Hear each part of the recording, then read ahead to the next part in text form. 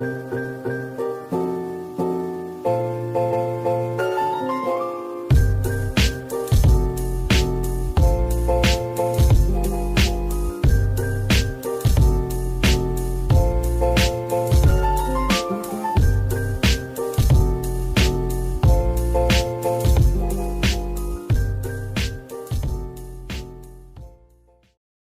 noite.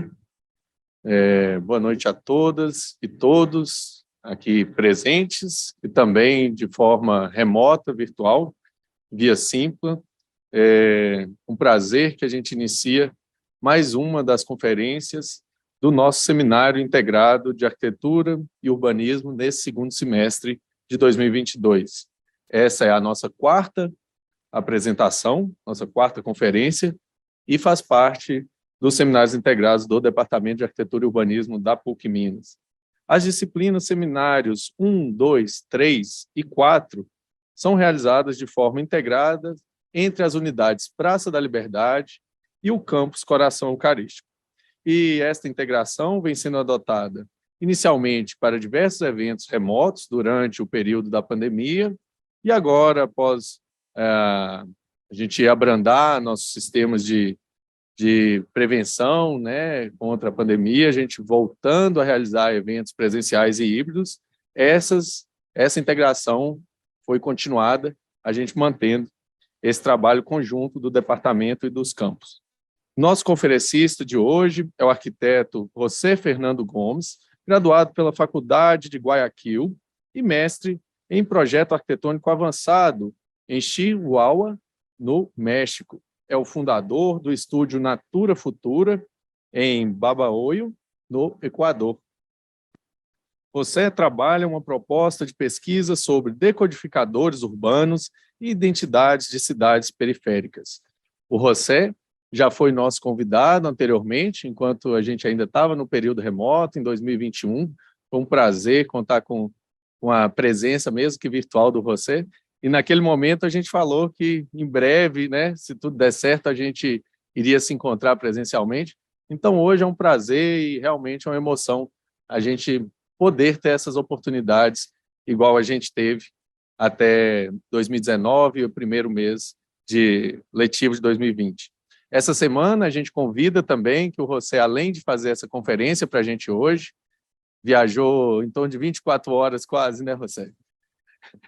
Veio pelo México, conexão Estados Unidos, chegou aqui em São Paulo, Belo Horizonte, e depois de toda essa aventura aí, chegou aqui para estar com a gente hoje, e além da conferência, vai estar também essa semana fazendo um workshop, a gente está com expectativa lá em cima para esse workshop. Todos que estão em casa, que estão aqui, também estão convidados a presenciar e compartilhar com a gente o workshop que vai ser realizado no edifício 47, lá o edifício da arquitetura, né, no campus Coração Eucarístico. Vão ser de terça a sexta no turno da tarde. Agora, sem mais delongas, partindo para o tema da conferência de hoje, que é Arquitetura em Territórios Satélites. Vou agradecer novamente todos e todas, e principalmente a participação de José Fernando Gomes, e passo a palavra para você, José. Aló, hola. Hola, hola. Hola, ¿qué tal? Buenas noches. Para nosotros es buenas noches, aquí es buena noche. Nada, está bien, sí, o apagamos la luz, ahí está bien. O bajamos un poco la intensidad de la luz, si podemos. Estaría genial para poder hacer las imágenes más claritas. ¿Ok? ¿No está bien? Ah, ya, perfecto. Ah, ok, listo. Bueno, quiero hablar lo más lento posible para que se pueda entender un poco. Yo soy de una ciudad muy pequeña de Ecuador. Es una ciudad que se llama Babahoyo y es una ciudad en la cual hay un río que es la que cruza y la que periferia toda la ciudad, ¿no? Este es como se ve la ciudad donde yo soy. Es una ciudad que se ha ido construyendo poco a poco sin arquitectos. Hay una particularidad en Latinoamérica que la mayoría de escuelas de arquitectura se enfocan en las ciudades grandes, en las ciudades capitales. Ahí está concentrada la enseñanza de la arquitectura. Cuando hablamos de ciudades pequeñas, es como lo marginal, lo que no hay oportunidades, las ciudades que prácticamente se la tienen que resolver por ellas solas, ¿verdad? Entonces, ¿qué pasa cuando comenzamos a mirar y al volcar la arquitectura en estas ciudades pequeñas, entendiendo sus formas de vida, entendiendo su materia, de cómo están construidas, de los materiales a usarse, y cómo estas ciudades comienzan a entender de que hay otras formas de vivir, ya no solamente en la tierra, sino también en el agua, ¿no?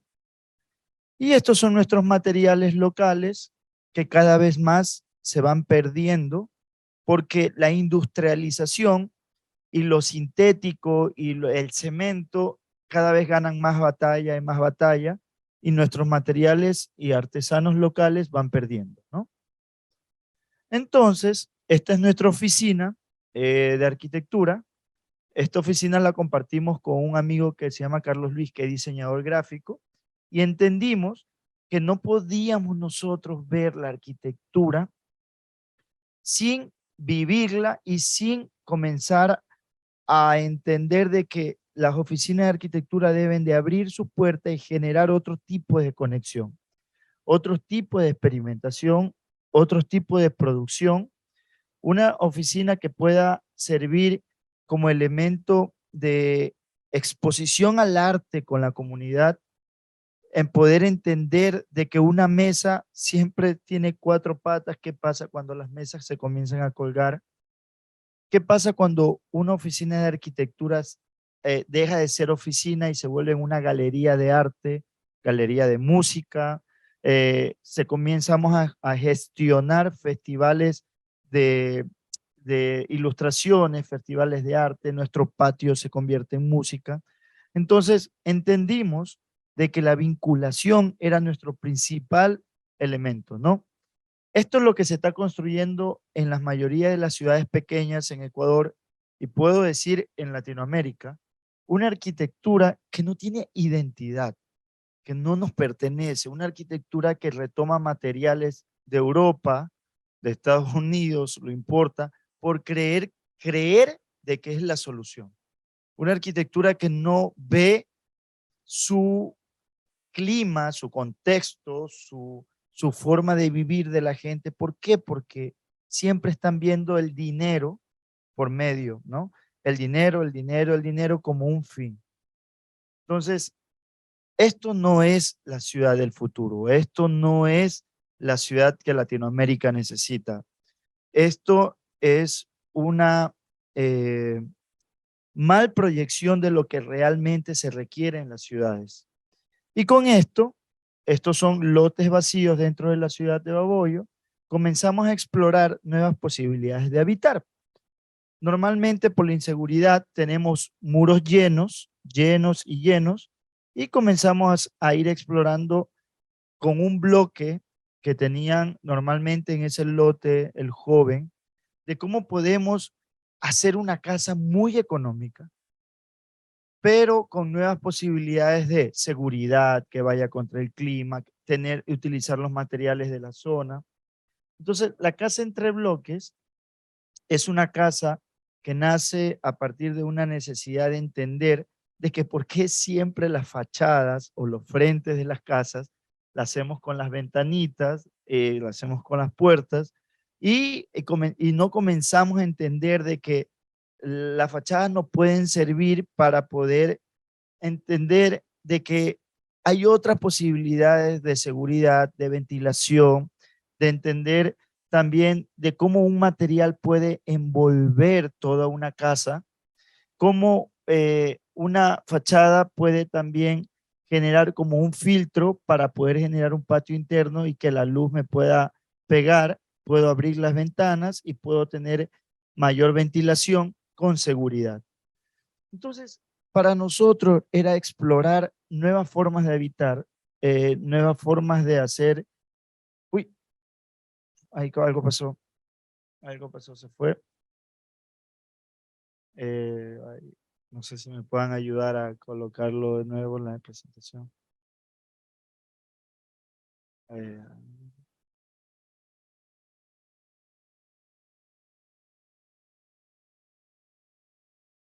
¿Sí? ¿Esa? Abajo, abajo, más, más, más, más, más, más, más, más, más, más, más, más, más. Por aquí, por aquí, por aquí. ¿Esa? Sí. Y este era el patio de la casa, en la cual después de 2 años de construir, ese patio se convierte en un restaurante. Pensamos en casas productivas, en casas en la cual nosotros mismos podemos producir con los espacios que tenemos en las casas. Y cómo las casas se convierte de algo privado a algo público, extendiendo la acera como un espacio para que la gente se pueda sentar. Entonces, asimismo, estos son nuestros centros urbanos. Nuestros centros urbanos cada vez más la gente se va a vivir afuera, afuera y afuera y afuera, y nos estamos quedando sin población, sin habitar. Pensar una arquitectura que sea de equipamiento urbano, que nos permitan recuperar el centro urbano y decir, ok, es un proyecto de un gimnasio y nos piden, ¿sabes qué, José? Vamos trabajando un gimnasio, pero vamos trabajándolo con el tiempo, al tiempo, ¿no? Que se demore 1 año, 2 años, porque no hay dinero y vamos construyéndolo poco a poco. Entonces, nuestros terrenos son muy alargados y teníamos que resolver un gimnasio de 3 pisos poco a poco, pensando en cómo va a crecer progresivamente, ¿no? Entonces, siempre pensamos en los gimnasios con vidrio. ¿Por qué? Porque siempre se ha hecho así. ¿Qué pasaría en nuestras ciudades tropicales donde no hace mucho frío y hace mucha calor? Generar un frente que yo tenga la oportunidad de abrir totalmente para que me ventile. Y de esa forma ahorrar aire acondicionado, no gastar mucho en luz y entender de que la arquitectura no solamente se trata de una fachada de 2 ventanas o ventanas aquí al frente, sino de que el frente se desvirtúa y ya no comienza a tener esa decir, sí, ahí se reconoce porque esa fachada es así, ¿no? Entonces, entender de que las persianas, cuando cierro, llueve, me protejo, cuando abro, me ventila, y comienzo a tejer acupunturas urbanas que nos ayuden a vincular lo interior con el exterior. Hay esa necesidad de siempre generar arquitectura que esté conectada con el vecino, con el barrio, con la calle. Esas oportunidades de poder conectarnos interiormente a un bajo costo, ¿no? Entonces, yo no sé si ahí se vaya a salir. Sale, algo pasa.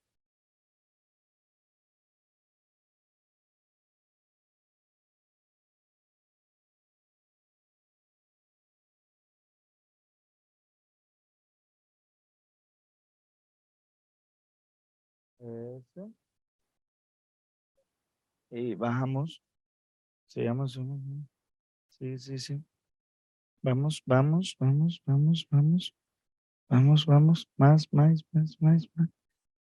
Más, más, más, más, más, más, más. Aquí, aquí. Esto.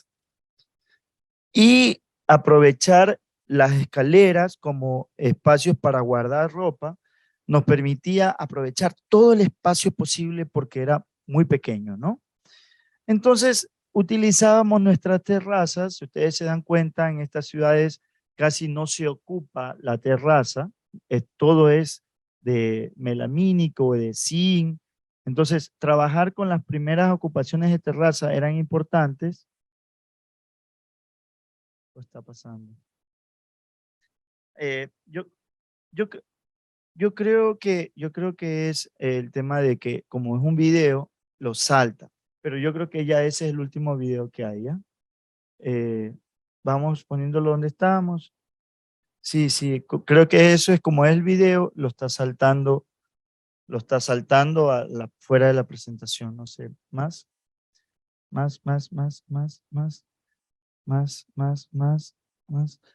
por aquí, ya.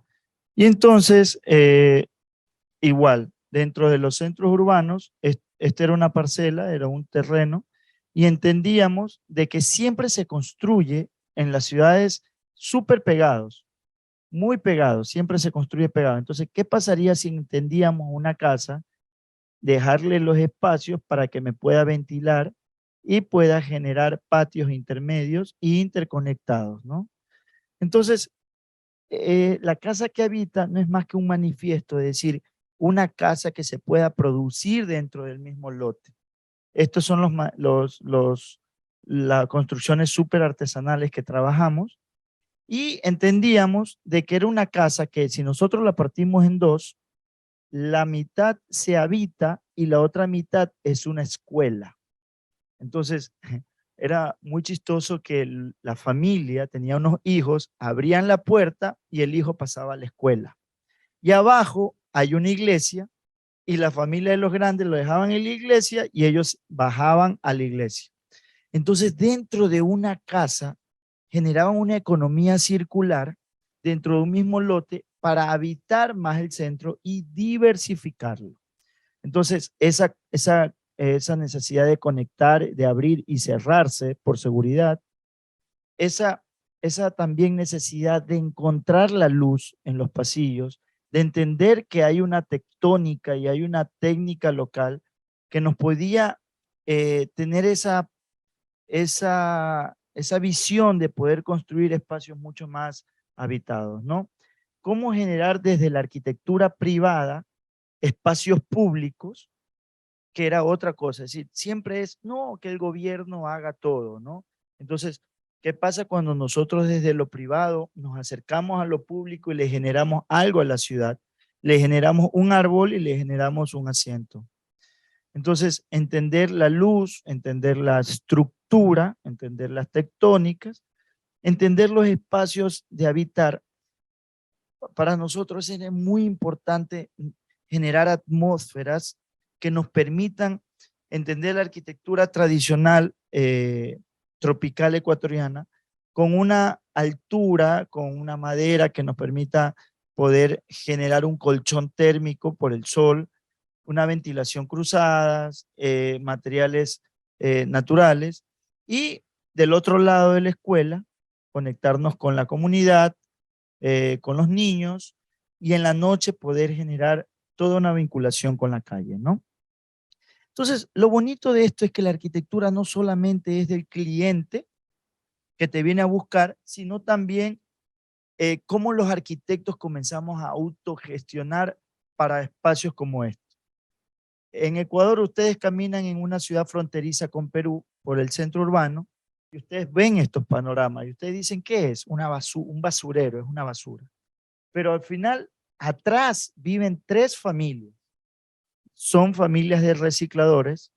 Nosotros con fundaciones nos conectamos a ver cómo podríamos ayudar, cómo podríamos trabajar con ellos, cooperar. Y vamos con el Estado y el Estado nos dice, esta es la solución. Nosotros, si queremos ayudarle a esa familia, esta es la solución de vivienda. Es la solución de vivienda que genera el Estado para personas que no tienen dinero. Y dijimos no. ¿Por qué? Porque es tan cruel como la solución. Y dijimos no. Dijimos, vamos nosotros a tener el espacio de trabajo abajo y el espacio para vivir en la parte de arriba, pero que las paredes se puedan mover para convertir un solo cuarto en 2 cuando los niños vayan creciendo. Entonces, teníamos mucha madera que nos donaban para poder trabajar y entendíamos de que la arquitectura debe dejar de ser ya como un punto aislado, sino siempre tener como esta herramienta de poder producir a un nivel más de ciudad. conectamos a todos los barrios que quería trabajar, conectamos con los policías, con los bomberos, con todas las personas que están haciendo educación física o están preparándose para ellos. Y dijimos, vamos a trabajarlo juntos, con nuestros maestros, con nuestros sabios, con nuestra sabiduría, de cómo podríamos nosotros vincular a la comunidad para que pueda trabajar el proyecto. Esto es un proyecto en el cual está en el centro de la ciudad y es un proyecto totalmente hecho de madera, autoconstruido por las personas, con un orden en cada esquina para la recolección y con una manera que nos podamos nosotros convertir las paredes, convertir el proyecto de tal forma de que el proyecto tenga esa posibilidad de hablar con la gente, tenga esa posibilidad de convertirse de acuerdo a sus necesidades y también tenga esa posibilidad de poder exponerse a una realidad tangible que está requiriendo la ciudad, que era el reciclaje, ¿no? Eso es después de 2 años que se los visita. Ellos siguen ahí y también vemos otra, a ver, nosotros como arquitectos en las escuelas de arquitectura nunca nos enseñan a trabajar para alguien que no es un humano. Siempre trabajamos para los humanos. ¿Qué pasa cuando vemos en la calle animalitos abandonados, por ejemplo? Nosotros, ¿qué decimos? El Estado tiene que hacerse cargo, ¿verdad? ¿Por qué?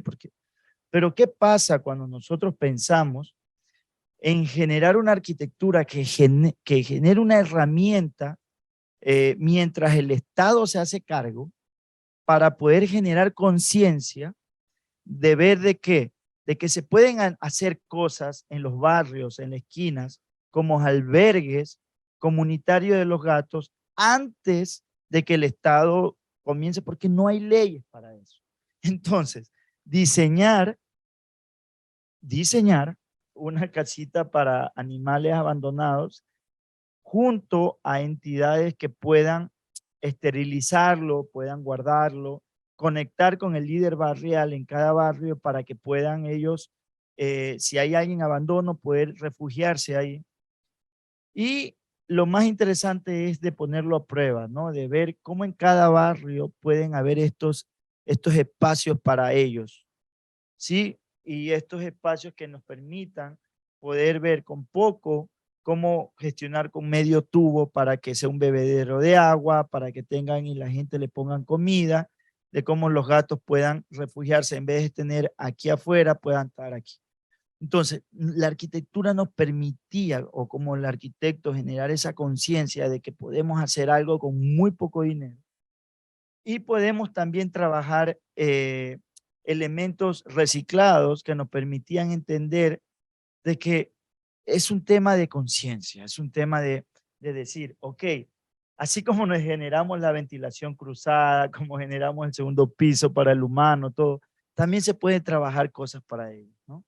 Entonces, luego que hicimos este proyecto, eh, el concejal o el, no sé cómo se le puede llamar aquí, estos que acompañan al alcalde para poder tomar decisiones y tú votas por uno, votas por una lista, ellos dijeron, en nuestras políticas públicas vamos a poner por fin sanciones para la gente quien abandona y maltrata. Es decir, se genera algo, se hace viral y ellos ya toman como opción para poder cambiar ese aspecto. Y ahorita están haciendo el primer centro de atención para animales abandonados.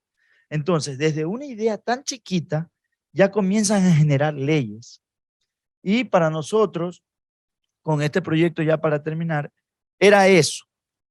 Esto es Babahoyo, así crece la ciudad, crece en casas flotantes.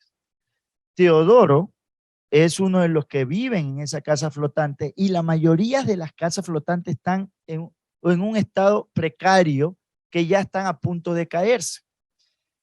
Yo vivo ahí, yo camino todos los días ahí y yo digo, bueno, el Estado tiene que hacerse cargo de eso, pero no lo hacen. ¿Por qué? Porque para ellos está feo, es horrible y hay que sacarlas. ¿Entienden? Para nosotros es un patrimonio porque llevan más de 100 años flotando. Y como para nosotros es un patrimonio, sentíamos de que teníamos que hacer algo. Como arquitectos, investigamos cómo son las flotables, cómo viven la gente en el agua, por qué viven de esa forma, por qué la ciudad crece primero desde el agua, como el anfibio, como la rana, llega a lo palafítico, a lo semiacuático, y comienza y se genera a lo terrestre. Claro, nosotros hemos crecido aquí en Belo Horizonte con lo terrestre, pero las ciudades pequeñas siempre fueron creciendo desde algún punto de sus recursos, ¿no? Entonces, esto era una radiografía de las casas y qué era lo que se necesitaba, ¿no? Entonces, nuestra primera fase era trabajar con Don Teodoro un equipamiento, luego unos baños, unos bañeros aquí en el malecón, y luego unos equipamientos productivos para producir, que se vuelva todo un sistema de producción flotante interconectados. Entonces, aquí estuvimos trabajando con él era el que construía canoa, nos ayudaba a entender los procesos, a construir con él, y comenzamos a entender de que estas viviendas flotantes que estaban marginadas, ya casi por caerse, puedan tener otra nueva capacidad de habitar el agua. Aquí está la ciudad siempre ha estado mirándolas, pero nunca se ha hecho nada. Entonces, nuestra primera aproximación como arquitectos no era de generar algo distinto, sino algo con lo que ya existía mucho mejor. Se le generó esta terraza en la cual él actualmente construye canoas para otras casas como esta. Él trabaja, esta era una terraza ya de producción, trabaja y se gana la vida construyendo canoas aquí. Y nada, para nosotros es sembrar una semilla de cambio que nos permite luego, a ver, ojalá que no se salte, se va a saltar un momento.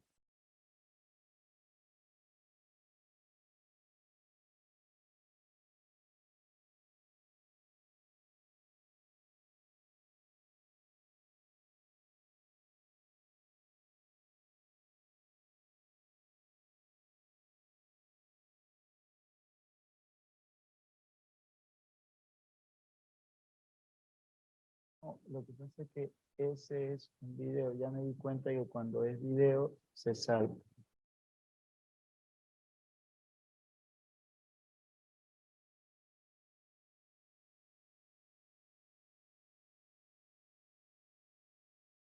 Aquí. Ya voy a terminar. ¿Es dónde aquí? Ya. Perfecto. Y con ese proyecto nos llaman luego dentro de Guayaquil, que es la capital, no hay edificaciones flotantes, hay una isla protegida, y nos dijeron que existía este muelle y que toda la comunidad de esta isla estaba requiriendo tener algo flotante porque no se puede construir en la isla, y nosotros trabajamos un proyecto ya mucho más grande, un proyecto flotante que era para toda la comunidad, se llama el Observatorio de Santay. Ahora, lo interesante de este proyecto es que se construye en nuestra ciudad y hay que llevarlo hasta Guayaquil, que en carro se demora 1 hora, pero navegando, lo construimos en la ciudad y lo llevamos navegando hasta la Isla Grande. Imagínense, teníamos piratas, era como gente que nos quería robar, pasábamos por ciudades, atravesando por todas las ciudades para poder llegar allá, ¿no? Entonces, el observatorio al final llega a la gran ciudad, lo llevamos con unos barcos arrastrando, porque es un proyecto comunitario. Miren ustedes de esas ciudades pequeñas, de un río pequeño, ya llegamos a la gran ciudad, a la capital, y ya se pone como en evidencia lo grande que era el río acá, ¿no? Entonces, para nosotros la arquitectura ya deja de ser estática, sino que se mueve, busca la gran ciudad. el capital, este es el Guayaquil, y cómo ya el observatorio comienza a tener un dialecto y comienza a haber un contraste de ver de qué es lo que realmente necesitamos ir viendo, ¿no? Entonces el observatorio llega, se conecta con el muelle y comienza a tener ya su espacio. Estos muelles fueron construidos por los pescadores para poder en algún rato tener espacios que puedan converger con ellos, ¿no? Entonces, actualmente es un espacio de niños, de lectura, espacio de museo, de arte, de exposiciones, eh, pero entendíamos de que la arquitectura tenía que entender cómo se podían abrir las puertas para que generen una plataforma casi abierta y estar conectados con el agua. Era desde la casa de Onteodoro, que era el pescador chiquita, se comienza a entender ya procesos más grandes, flotables, ¿no? Esto lo trabajamos con amigo Juan Carlos Bamba, que es docente de la Universidad Católica, que al final nos ayuda a interconectar estas visiones para poder producir nuevos, nuevos tipos de arquitectura, ¿no? Y bueno, y con esta imagen termino para que vean la millón posibilidades que podemos tener como arquitectos para construir. Esto es una imagen de una favela en Ecuador que prácticamente nosotros estamos en un pedacito a nivel de sistema de ciudad y del país y del mundo de tantas cosas que podemos hacer. Entonces, quiero agradecerles por la invitación. Tenemos muchísimos trabajos más, pero tenemos muy poco tiempo para compartirlo. Ya llevamos 10 años trabajando en esto, llevamos prácticamente tejiendo una visión de ciudades satélite, de que las oportunidades no siempre están en las ciudades grandes, sino en las ciudades pequeñas pueden generarse un buen laboratorio de trabajo, ¿sí? Muchísimas gracias.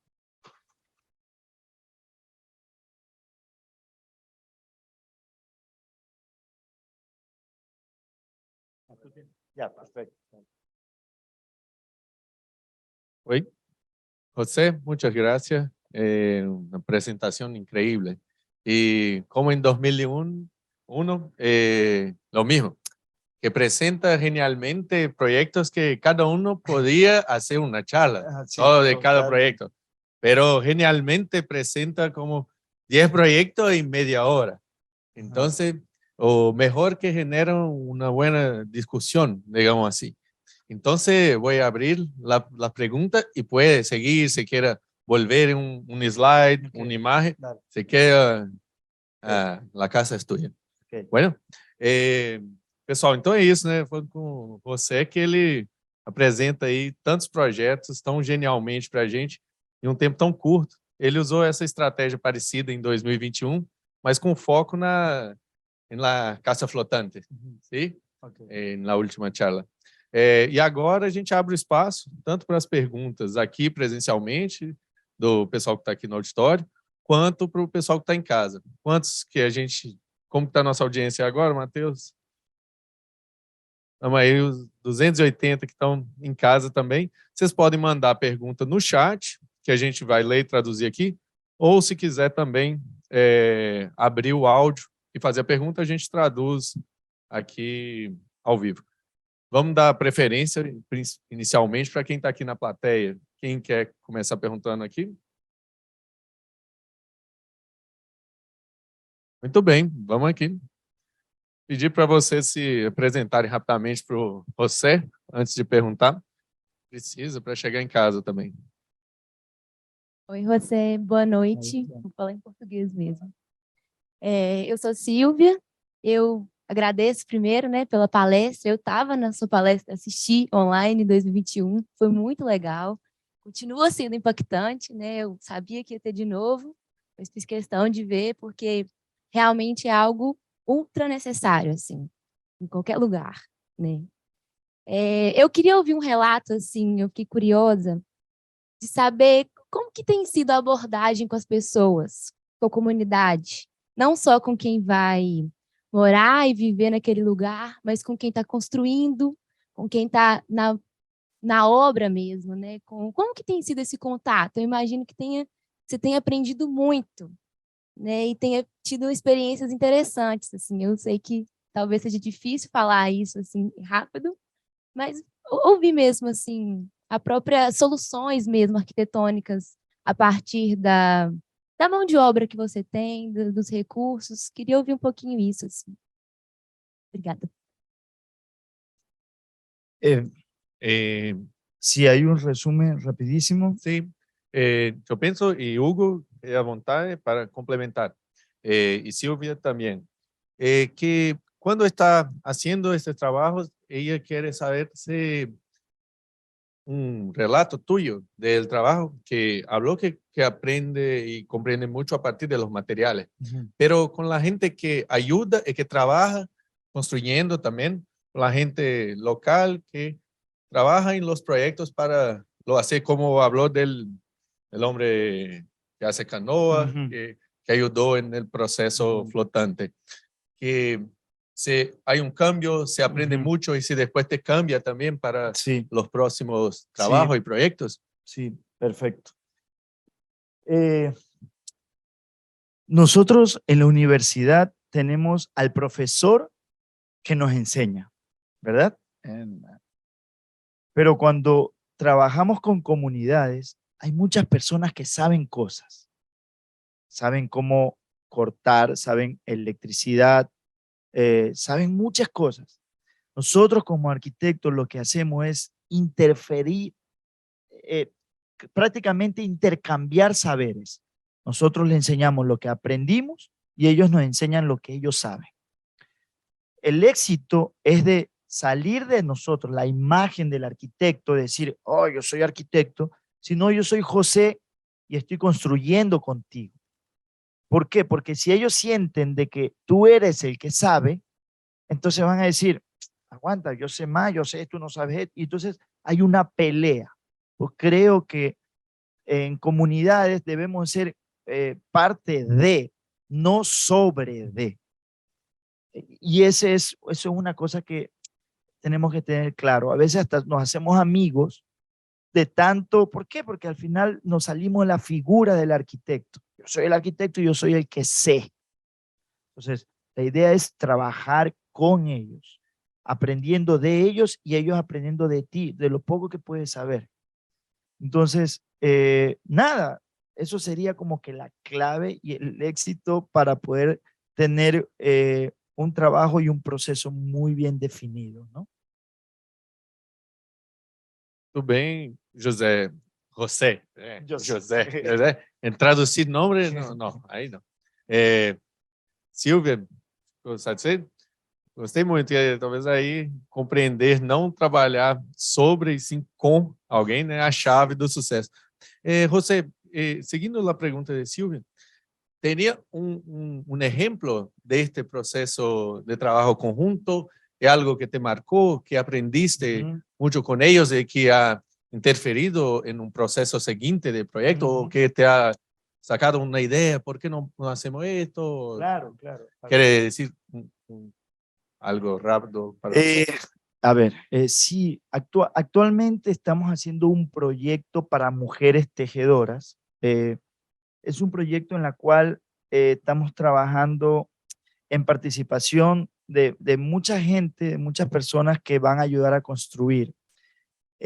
También entendemos de que la voluntad y no siempre también es bueno tener mucha voluntad. ¿Por qué? Porque a veces las personas van y dicen, no, yo ayudo. Y hacen y trabajan, pero no lo saben hacer técnicamente bien. Entonces, mucha voluntad también es peligroso, porque te comienzan a hacer unas paredes, unas cosas chuecas, que si no está bien hecha, se puede caer. Entonces, creo que eso nos ha pasado, aprender a equilibrar la emoción, a equilibrar la voluntad y a poder determinar y generar guías de trabajo. Porque si no, todo el mundo dice, yo puedo, trabajamos todo y no hay una guía. Entonces, estructurar los procesos, hacerlos partícipe de acuerdo a lo que realmente puedan ayudar, cuáles son sus fortalezas. Hay algunas personas que pueden hacer una cosa mejor que la otra, y así es ir descubriendo. Yo creo que eso hemos aprendido en los últimos proyectos, que sí es importante hacer una estructura de trabajo, porque no todo el mundo puede hacer todo, ¿no? Muy bien, muchas gracias. Como que estamos aí? Tem pergunta no chat, Matheus? Ou tem alguém com a mão levantada? Pode levantar a mão no chat, ali no Zoom, no Simpla também, que aí a gente escuta e traduz aqui, tá, pessoal? Só uma pergunta, estão escutando bem o que está saindo, que a gente está falando aí? Beleza. Agora na plateia aqui, a Sofia. Lo chévere es que los que están aquí están preguntando. A Silvia es estudiante del ok. curso aquí de la Plaza ok. de la Libertad. Bien.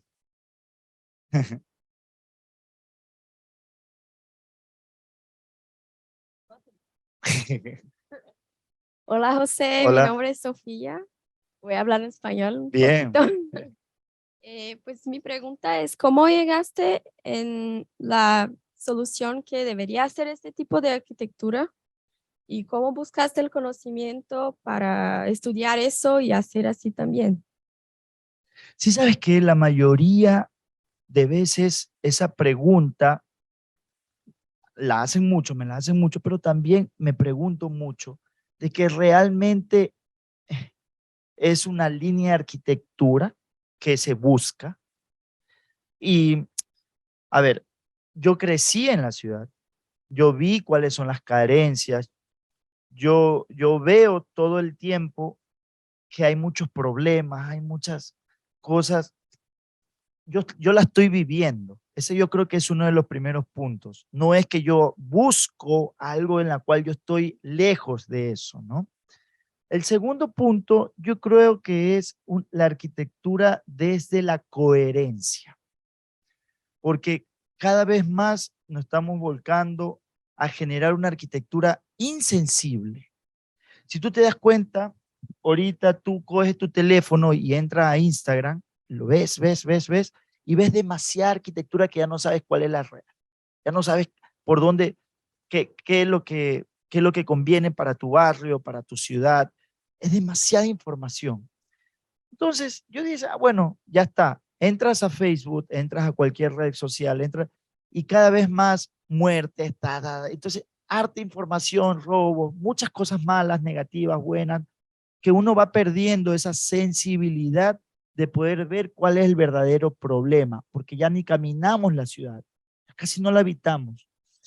Entonces, si nosotros comenzamos a pensar una arquitectura que sea coherente con su realidad, creo de que ahí va poco a poco a entender de que, por ejemplo, si llueve mucho, cómo protegernos de esa lluvia para que sea fresco.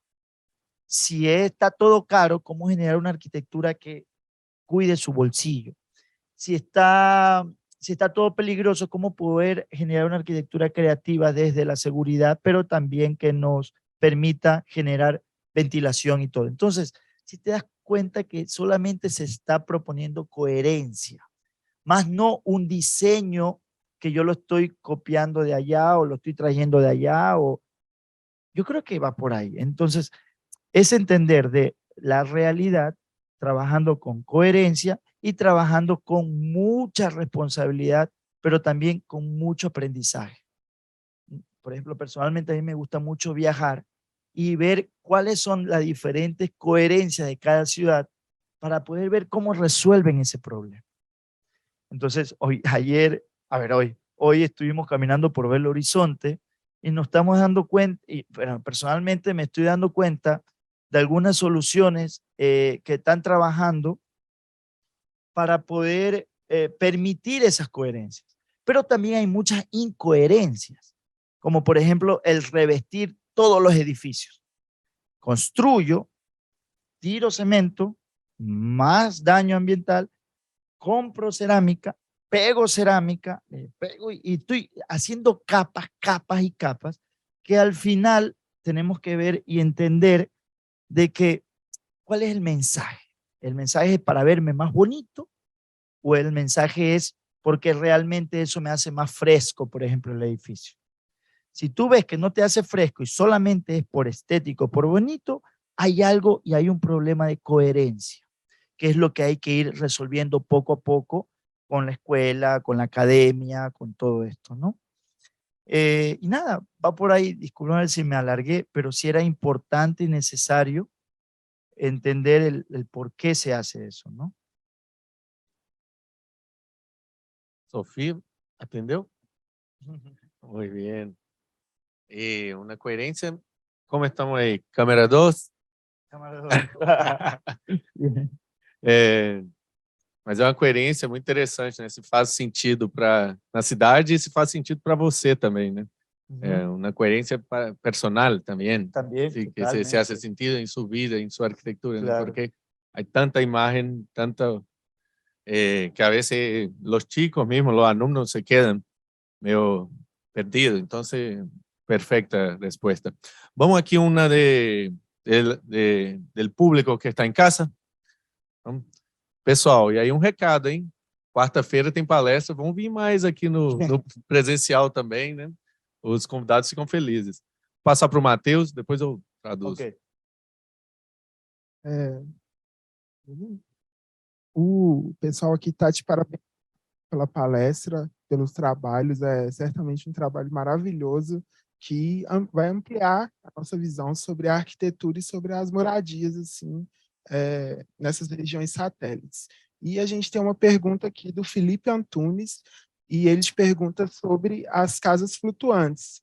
E ele quer saber como vocês resolveram o problema e como funciona, né, o abastecimento de água y esgoto nessas casas. Ya. Perfecto. ¿Eh? ¿Se comprendió? Sí, sí, sí. Bueno. Ok, en estos dos proyectos de aquí, a ver, estos son más que una casa, se llaman refugios o se llaman espacios de equipamiento. ¿Qué quiere decir? Que es un lugar de descanso, pero es como una bodega para poder guardar mallas, para poder guardar red de pescar, todo lo que tenga que ver con pesca, con pescador, ¿sí? Entonces, estos se llaman estructuras de convivencias híbridas. ¿Por qué? Porque él solamente viene aquí por las tardes para pescar, descansa un poco en la noche, en la mañana llega para guardar el pescado, pero él convive con la ciudad, él convive con lo terrestre. Entonces son equipamientos flotantes, no son casas, no son... Esas casas las estamos estudiando ahorita por fases. Primero trabajar con el equipamiento, luego trabajar con lo productivo y luego trabajar equipamiento con casas. Esto estamos trabajando en investigación. ¿Por qué? Porque creemos de que el tema de los desechos orgánicos tienen que trabajarse con escuelas que están trabajando con aquello. Estamos haciendo una fusión porque nuestro próximo proyecto ya es un habitar, ya es una casa, que podamos trabajar con los residuos de una manera mucho más bueno, porque este proyecto de aquí es igual, es un equipamiento, este es un equipamiento que no tiene baños, es un equipamiento que solamente sirve como una plataforma. Los baños están en el muelle, siempre los baños están en las laderas de los malecones, ahí están todos los baños, es decir, porque tratamos de ver cómo puede hacer de que no sea muy contaminante, ¿no?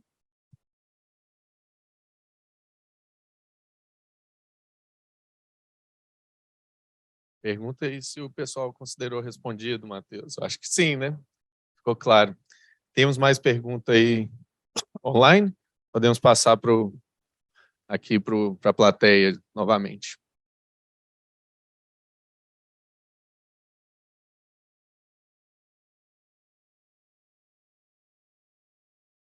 Boa noite, meu nome é Caio.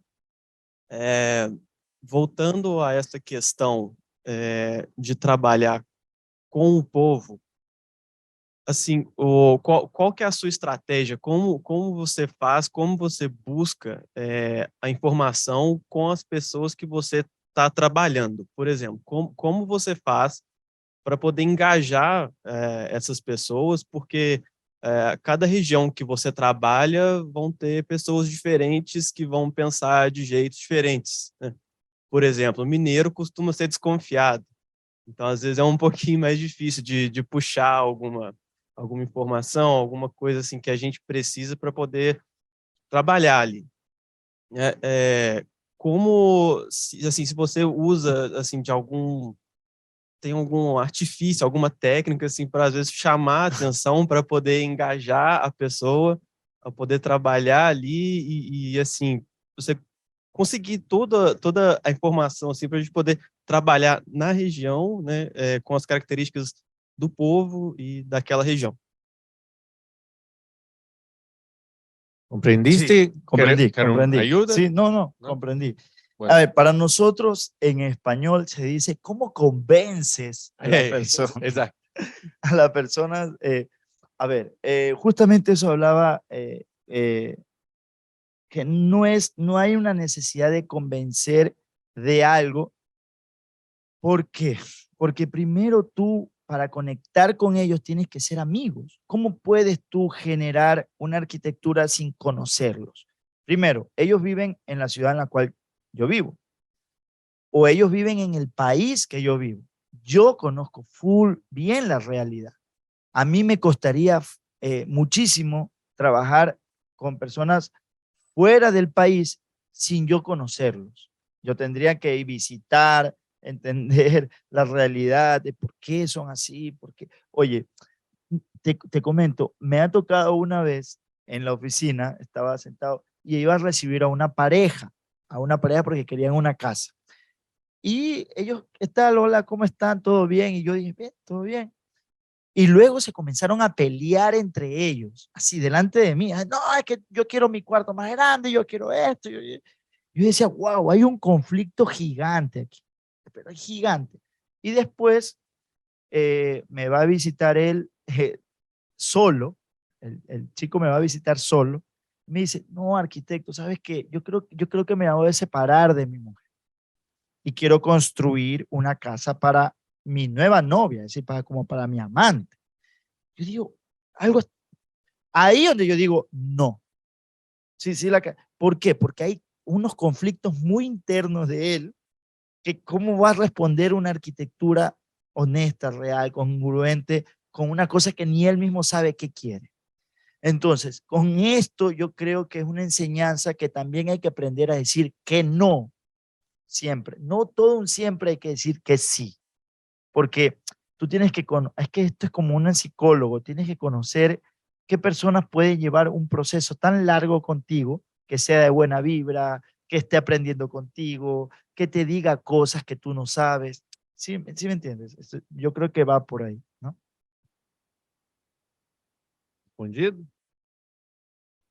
Bom, temos no chat alguma mãozinha levantada aí online ou podemos seguir aqui no ao vivo?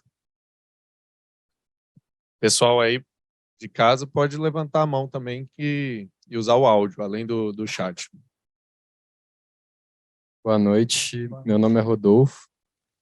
Eu queria saber como foi a relação dos moradores daquela casa com aquela escola que você mostrou mais cedo. Como era a relação deles com esse ambiente diferente? Con la casa con la escuela. Isso. A ver, vamos a ver. Sí, vamos pasándola rápido. ¿Comprendiste, José? Sí, ¿cómo es la relación entre los moradores de la casa y la escuela, verdad? Sí, y también yo amplío la pregunta Ya. con la iglesia. Con la iglesia, perfecto. A ver, vamos a ver aquí. A ver, esta pareja joven siempre tenía esta visión de poder generar una casa que pueda generar dinero. A mí se me hace interesante porque cómo tú generas dinero dentro de tu propio lote viviendo con ellos. Entonces, siempre normalmente se hace un piso, comercio, comercio, casa. ¿Qué pasa cuando revertimos esa idea y se vuelve casa, comercio y comercio? Entonces, lo que ellos hacen es hacer diferentes tipos de espacios que no solamente funcione como escuela. Mira, esta casa fue antes del COVID y antes funcionaba la escuela. Llegó el COVID y ya no hay escuela. ¿Por qué? Porque, como ustedes saben, no había presencial. Y se volvieron unas oficinas de doctores. Y luego de ahí se volvió ya no de doctores, sino ahorita se volvió como una oficina de enseñanza premis es como presencial, es decir, en la mañana una cosa y en la tarde otra cosa. Entonces ahí nos dimos cuenta de que la arquitectura podría funcionar para cualquier cosa mientras esté bien construida. Ahorita ella le está pensando de ver cómo generar cuando ya vengan otra vez la escuela, cómo generar otra vez aquello, porque ahorita todo es virtual, no es semipresencial, no está todavía establecido. Y lo de la iglesia, ella es súper religiosa y dijo, bueno, en vez de tener un local de ropa o un local abajo, me vinieron con esta propuesta y nada, doy un poco de amor y religión para el barrio. Es decir, la persona quien también hace, a veces vemos este tipo de arquitectura es porque detrás también hay buenas personas que generan ciudad, que están pensando no en ellos, sino en el bien del otro. Si tú tienes una arquitectura abierta y esa persona que habita esa arquitectura está generando el bien hacia el otro, el proyecto va a funcionar. Lo malo es cuando siempre quieres para ti, para ti, para ti, para ti. Ponme un muro, no quiero ver la ciudad y que se joda lo de afuera. ¿Sí? Entonces, va por ahí, ¿no? Respondeu, Rodolfo? Agora a professora Marina. Boa noite. Eu gostaria de saber, quando não é um projeto de solicitação de pessoa privada, quando é aquelas casas flutuantes, por exemplo, como são viabilizados esses projetos? Quem vem com essa demanda e quem entra com os recursos? Genial, genial. Esa pregunta sí es buena. ¿Por qué? Porque va a ayudar un poco a entender los procesos. Y esto es privado, pero por ejemplo, estos proyectos, ¿cómo se pagan? ¿Cómo son viables? ¿Sí? Fundaciones, organizaciones que siempre quieren hacer cosas, cooperativas que tienen mucho dinero y no saben qué hacer. Fundaciones que dicen, quiero ayudar a la gente, tengo este recurso, tengo esto, pero no saben qué hacer. El arquitecto es una herramienta que cataliza y coge todas esas buenas intenciones con dinero que ayudas tú a gestionar para que eso se pueda cumplir. ¿Por qué? Porque nosotros sabemos cómo construirlo, sabemos cómo guiar un proceso de participación con la comunidad, con talleres, con jóvenes. Lo que vamos a hacer, por ejemplo, el workshop. El workshop no es más que un proceso de intercambio de saberes. Los chicos van a aprender cómo utilizar una herramienta, cómo entender la estructura, Asimismo en la comunidad, ellos van a generarse una guía de un taller de participación para ver cómo pueden ser eficientes. Entonces, la comunidad se organiza, la fundación se estructura y ellos tienen diferentes tipos de agentes que nos puedan ayudar a vincular mucho más fácil y a trabajar mucho más fácil con el dinero. Hay empresas gigantes que quieren participar en el proyecto, pero no lo saben. Nosotros vamos con el proyecto, vamos con el líder de la comunidad y le decimos, mira, tenemos este proyecto, ¿en qué nos puedes aportar? Yo te voy a donar esto, pero eso sí, dame algo a cambio. Dame una plaquita que me digan, oye, aquí te estoy apoyando. Dona. Digo, perfecto, te hacemos una placa de este porte. ¿Sí? Porque para nosotros no nos interesa si salimos ahí, no, pero para ellos sí, no importa, porque a nosotros nos interesa que el proyecto se haga. Entonces, yo creo que es la gestión. En las academias, y yo critico mucho que en las escuelas de arquitectura faltan 3 cosas importantes. Aprender a cómo gestionar proyectos, finanzas, no nos enseñan a manejar dinero. ¿Y sabes cuál es el problema? Que siempre estamos preocupados de que la arquitectura nos va a resolver financieramente nuestra vida. Estamos tan enfocados al dinero que dejamos al lado de atrás el hecho de poder crear buena arquitectura, sino que generamos arquitectura comercial, rápido, inmediato y págame. Entonces, cuando el dinero queda por el fin, el proyecto son buenos y consecuentemente va a llegar, no es el fin.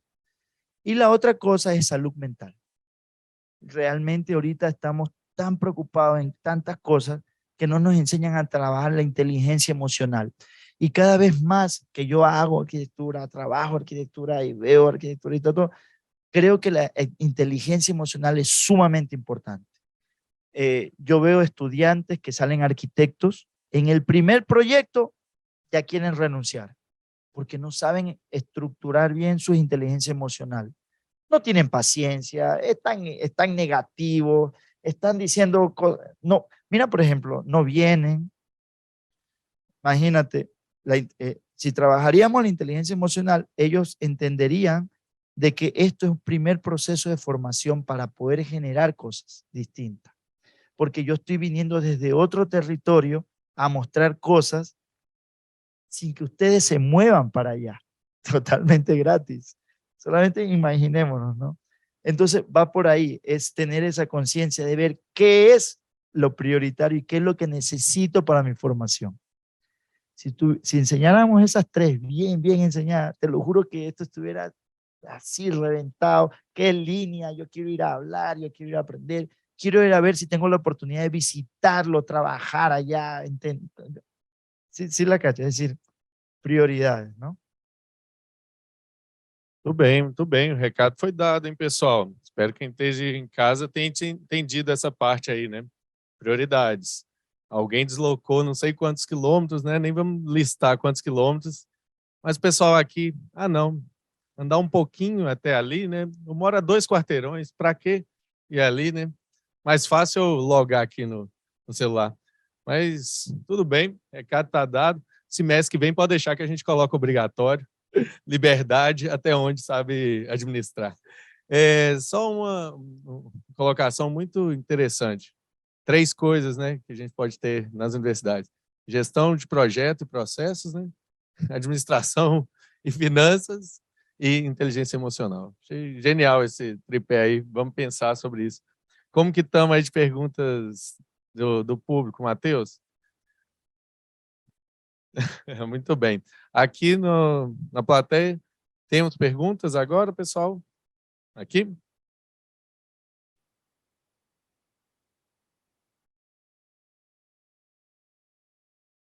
Bien. Gracias, José, por la charla. Me encanta muchísimo tu trabajo. Siempre hablo de los proyectos en mis clases. Yo he visto un documentario, Hacer mucho con poco.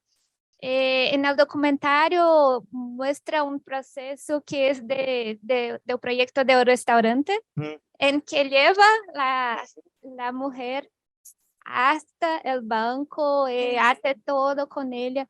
¿Esto es común en tu trabajo? No, No, para nada. Yo tengo una otra pregunta que es de uso mixto, que siempre hace habitación, comercio, o una manera de las personas ganar dinero, estar inseridas en la economía local. Esto es muy importante, yo creo, principalmente por los territorios satélites. Bien, las personas cuando te buscan, ellos piden esto o oriéntalos a hacerlo. ¿Cómo es el proceso? A ver, la primera no es común. Ahí viene conectada con la pregunta de él. Nos hacemos amigos, vemos la capacidad de buena relación que tenemos y bueno, y si hay una oportunidad de poder yo acompañarle y poder decir, mira, hay préstamos para que tú puedas sacarlo, bienvenido sea, porque creo que las buenas relaciones te permiten a poder ir más allá de un vínculo de profesionales, ¿no? Y la segunda es un tema de que ellos vienen a decir, ok, necesito una casa, pero también necesito un local comercial. La importancia de la lectura del arquitecto es poder ver cómo ese local comercial no está desligado a lo que él necesita, está muy conectado a su trabajo. Entonces, pero siempre estamos pensando en cómo hacer ciudad con lo local comercial y con la casa, y no estar desligado con el barrio, con la calle, con los transeúntes, con el que camina, con el de la bicicleta. Siempre estar conectado con ellos desde algún elemento arquitectónico, algo que pueda abrirse, algo que pueda conectarse, un balcón, una terraza, siempre, ¿no? Muito bem, muito bem. Quem?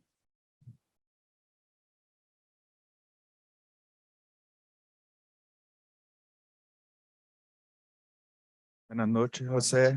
Me llamo Pedro, soy docente aquí en la PUC Minas también. Bueno, tengo dos temas. Un primero que a mí me encanta mucho y que me toca mucho en tus proyectos es esta idea de una cierta indeterminación funcional, ¿verdad? Que proyectos que hoy puede ser una iglesia, mañana una escuela, mañana una casa o lo que sea. En este punto, ¿cuáles son tus principales estrategias proyectuales para permitir este cambio? Y otra es, ¿cuál es la relación de la gente cuando se propone que cuando un cliente privado te lo procura, que te propongas que el proyecto que él te pide se le haga más público? O sea, que se dona para la ciudad en cierta medida, si la iniciativa de él en principio es algo privado. ¿Cómo reacciona? Sí, perfecto. A ver, nosotros trabajamos desde una idea de la no imposición. Si él dice, quiero algo cerrado frente a la calle, no quiero ver, no quiero estar totalmente afuera, nosotros tenemos que entender el por qué lo quiere así. Nosotros lo vamos entendiendo, vamos viendo todas las posibilidades, es tener una lectura como tal, y vamos construyendo. A lo mejor se puede hacer ciudad desde otra perspectiva y no desde abrir hacia la calle. A lo mejor con el segundo piso sí me conecto ya con la ciudad. Es decir, es como ir entendiendo a veces esas necesidades que la tienen como intermedia, porque ellos no visualizan desde el principio cómo va a estar el proyecto, pero sí hay un rasgo de poder de entender con ellos del por qué no lo quieren así, de cómo lo podemos trabajar parcialmente, cómo lo podemos trabajar de una manera que no solamente, por ejemplo, puede haber un muro, pero claro, no es lo mismo construir pegado a la acera a irme 1 metro, 2 metros para poder sembrar cosas y que ese sea mi regalo a la ciudad.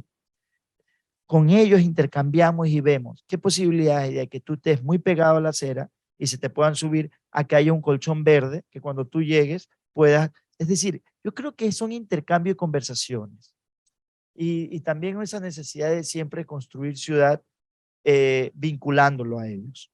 1, 2, es el tema de no generar siempre lo estático y lo duro. Porque cuando tú generas cosas abiertas, te da la posibilidad de que esa abertura pueda ser transformativa para todos. El problema de la arquitectura siempre ha sido de que nombramos local comercial y hacemos un diseño de una iglesia y ese ya no puede cambiar. ¿Qué pasa cuando cambiamos esta idea de que la iglesia tiene que tener siempre un diseño? Cuando un restaurante siempre tiene que ser un diseño. ¿Qué pasa si tu casa se puede volver restaurante y tu patio se puede volver pedacito de tu casa? Es decir, esa es la cosa. Es decir, como nosotros vivimos esa informalidad de cosas, también podemos abrir un poco la mente y poder decir que esto puede funcionar para varias cosas. Escuelas nos enseñan que un restaurante tiene que parecerse al restaurante, una iglesia tiene que parecerse a una iglesia. Entonces te quedas se muere el cura, ya se acabó la religión y esa iglesia queda abandonada. Claro, ahí van a venir arquitectos que la van a restaurar y la pueden convertir en una discoteca, pero ya no es que la habitó. Acá no, acá el mismo que la trabaja desde el principio puede ir transformándolo de acuerdo a lo que se necesite. ¿Sí? Me gustaría seguir con la conversación, que es porque más allá de la cuestión de la lenguaje, ¿sí?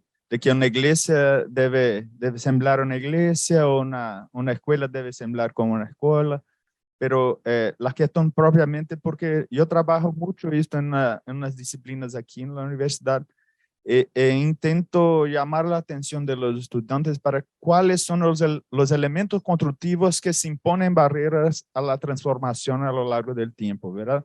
Como los núcleos hidráulicos, los elementos estructurales y, claro, los muros sólidos de ladrillo. Entonces, te intentan como sacar estos elementos del medio del camino para que se pueda transformar, para que se pueda ser una cosa hoy, otra de aquí a un año, otra de aquí a 2 o 3, ¿sí? Entremos proyectuales, probablemente. Ya, perfecto. Pero también sabes que depende mucho, tampoco no tanto de la capacidad del espacio, sino de esa necesidad de transformarlo y de la idea de quién lo va a ocupar. Porque te lo juro que, a ver, este auditorio funciona como auditorio, pero si yo vengo y yo digo, no, lo quiero hacer un restaurante, ¿funcionará? No, porque mira cómo están fijos todos. Pero si esto está, que se pueda mover y pueda sacar unas mesas, a lo mejor sí funcione solamente con el mobiliario. Entonces, yo creo que va por ahí. A veces no es tanto la capacidad de transformarse con elementos, sino de ver que pueden generarse con el simple hecho de que no esté pegado en el piso este mobiliario, ya puede transformarse un espacio abierto para todo. ¿Cómo entender? Pero mira que no estoy generando una arquitectura que se está transformando, sino el hecho de sacar y poner. Y eso es lo que tú estás haciendo con el ejercicio con los estudiantes. Es decir, cómo pensar con una arquitectura que no sea tan estática y tan fija para poner. Entonces, si nosotros generamos aulas, ¿qué es lo que puede pasar? Que si ya no hay escuela, esas aulas se convierten en oficina. El mobiliario ya cambia. Se convierte en un consultorio dental. Viene el tema pero siempre van a ser consultorios y siempre van a ser aulas. Pero si yo quiero convertir eso en un auditorio, yo tendría que tumbar todas las paredes. Pero eso sí, abajo tengo un espacio muy abierto y lo puedo convertir si quiero. Es decir, la arquitectura nos puede permitir cosas, pero tampoco hay que entender de que no se puede permitir todo. Sí, la cachas, porque dentro de esto, así como estamos, no se puede habitar, no se puede vivir, necesitamos un baño, necesitamos un cuarto, todo, ¿no? Entonces, es importante trabajar con los límites, desvirtuarlos, pero sí entender de que hay situaciones, ¿no? Y eso es chévere. Muy bien. Temos aqui, tem da internet, tem aqui no auditório. A gente está caminhando próximo para o fim. Pessoal que está em casa, se quiser mandar alguma pergunta ou levantar a mãozinha aí, a gente pode chamar. A participação está baixa aí, hein, pessoal de casa? Tem chance ainda de mandar. Aqui no auditório está de parabéns. Nossa participação está quase 100% aqui. Tem uma mão ou uma pergunta? Uma mão? Vamos aí.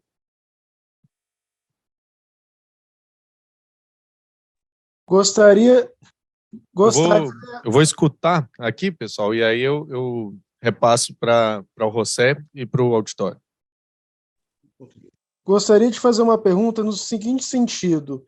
Eu achei muito interessante a ideia dele de construir esses espaços híbridos, né? Esses espaços híbridos. Eu acho que uma grande ilusão da nossa sociedade moderna é achar que a sociedade é formada por indivíduos. Não, a sociedade é formada por sociedades menores. Então, eu gostaria de saber como trabalhar essa questão das múltiplas de uma casa voltada para a necessidade de uma família que se conecte com seus afazeres sociais e etc. Como fazer para tirar esse foco do individualismo dessas coisas e colocar a necessidade social dessa família dentro da casa? Obrigado, Daniel. O Daniel, desculpa a gente não ter conseguido transmitir o áudio aqui diretamente. Eu vou tentar, viu, Daniel, passar aqui, que o Daniel passou para a gente uma discussão, que ele te parabenizou e felicitou. Eu que é muito interessante trabalhar, como trabaja a ideia deste espaço híbrido para a família, a gente, com vários usos e que também compreendendo a necessidade de integrar com a sociedade e com a ciudad. E que às vezes a sociedade atual mira muito mundo hecho de individualidades e que le parece que sua arquitetura compreende, e para ele é importante compreender que o mundo é hecho não de individualidade, pero de pequenas sociedades, pequenos círculos, e esto sim va generando esta gran sociedad. Entonces, hablar un poco de cómo es esto de comprender estas pequeñas sociedades o este pequeño círculo y cómo esto se genera en su arquitectura, o cómo te parece este tema dentro de la arquitectura. Daniel, envia un ok ahí si yo tiver pasado bien su idea. Bien, esa pregunta es interesante. ¿Por qué? Porque es demasiado interesante, porque viene ligado a nuestra formación. No sé si aquí en Brasil, no, la verdad no sé, pero déjame responder esa pregunta con esto. A ver, no sé si aquí en Brasil pasa, pero en nuestras escuelas, colegios y universidades siempre nos están formando individualmente. No sé si, pero en Latinoamérica, yo sí puedo hablar mucho de Ecuador, Colombia, Perú y todo.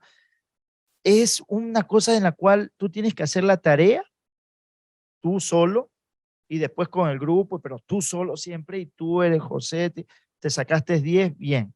Siempre desde niño nos enseñan a pensar individual, a ser muy egoísta con el otro y a pensar en solamente mi valor. Entonces, desde esa formación, cuando llegamos a la universidad, siempre pensamos en proyectos creados por nosotros, porque en la universidad nunca trabajamos con otras personas que no sean arquitectos. Siempre estamos rodeados de arquitectos. Toda la vida hacemos proyectos con arquitectos, para arquitectos, todo arquitectos. Entonces, bueno, ahí va otra cuarta, la interdisciplinaridad. ¿Qué pasa cuando en nuestras escuelas ya se une el sociólogo, el psicólogo y trabajamos? Porque al final nosotros generamos no solamente un objeto, como nos han enseñado en la universidad, y lo que habla de ahí, del tema de la individualidad. Si nosotros pensamos en la arquitectura objetual, del objeto como tal, sin tener una sociabilidad atrás, o lo social atrás, nos quedamos ahí. Entonces, ahí, por eso es que vemos mucha arquitectura que solamente está muy linda para los ojos, pero no generan cosas, no generan sociedad. Entonces, es porque ese es un resultado, no es culpa del arquitecto, es culpa del sistema de educación. Es nuestro sistema de educación que nos hace pensar por eso esas casas. A ver, imagínate, esa pregunta está relacionada mucho a esto. Esto no es una sociedad, no es un generar barrio. ¿Por qué? Porque por fuera de la ciudad hay un gran muro.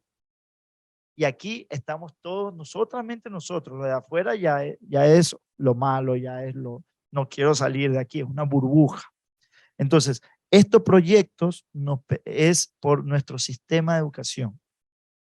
Entonces, yo creo que la arquitectura hay que romper un poco ese egoísmo de entender de que solamente se tenía que evitar para nosotros y la ciudad me vale.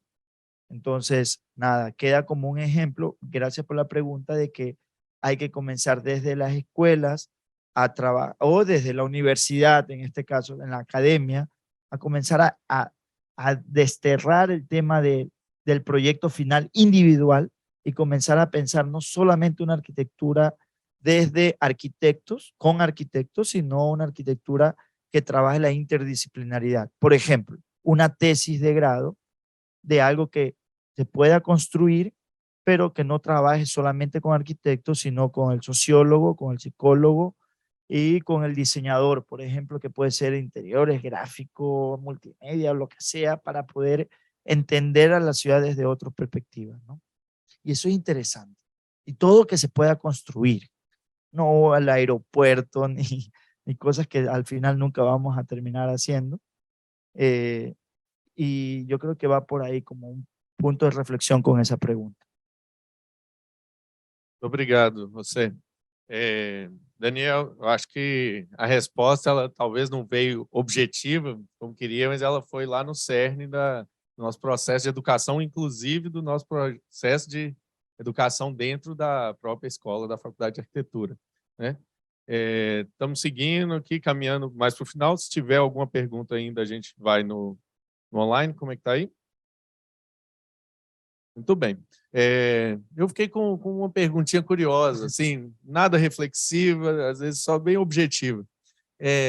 No caso da sede flutuante que vocês fizeram, o segundo projeto flutuante, que teve que navegar pelo rio, e qual que era o Rio Grande que vocês chegaram? Depois eu fiquei na dúvida também. Como se chamava o Rio Grande que han chegado na cidade? Es el río Guayas. Es en la ciudad de Guayaquil, la segunda ciudad más grande del Ecuador.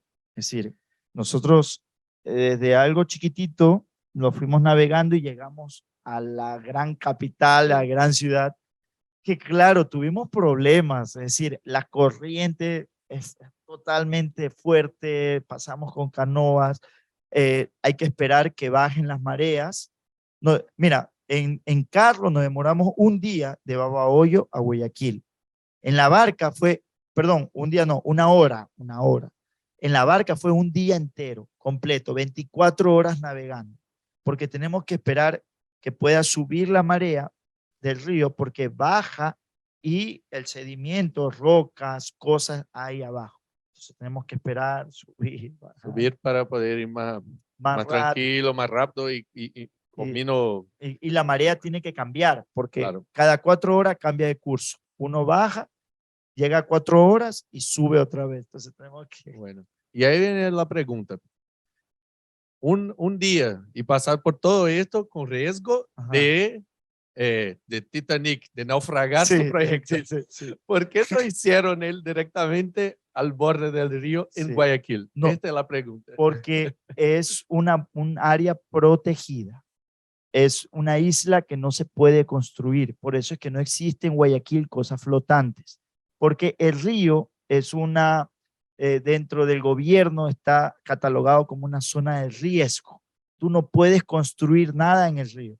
Pero en Babahoyo, como existen proyectos flotantes, sí lo puedes hacer. ¿Sí la cachas? Entonces, ellos tienen una necesidad de trabajar con cosas flotantes porque no se puede construir nada en la isla protegida.